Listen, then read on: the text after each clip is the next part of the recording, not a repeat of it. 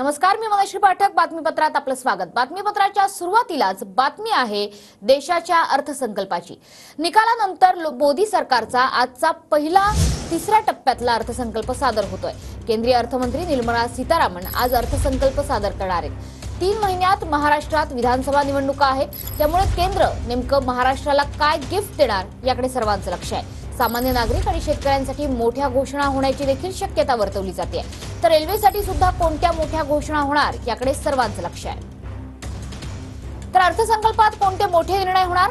सरकार कर सवलत आणि टॅक्स स्लॅबमध्ये बदल करण्यावर भर देऊ शकते.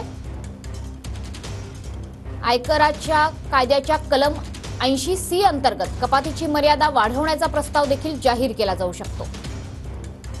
नवीन पेन्शन प्रणाली संबंधित घोषणा होण्याची शक्यता आहे. पीएम किसान सन्मान निधीत देखील वाढ केली जाण्याची शक्यता आहे. शेतीशी संबंधित कामांचाही समावेश करण्याबाबत घोषणा केल्या जाऊ शकतात. कृषी क्षेत्राच्या विकास दराला गती देण्यासाठी उपाययोजना जाहीर केल्या जाऊ शकतात. ग्रामीण भागात पीएम आवास योजनेसंदर्भात काही घोषणा होऊ शकते. मनरेगाच्या कामकाजाचे दिवस वाढण्याची देखील शक्यता आहे. गृहकर्ज घेतल्यावरही नवीन सवलत मिळू शकते. एमएसएमई साठी विशेष योजना लागू केली जाण्याची शक्यता आहे.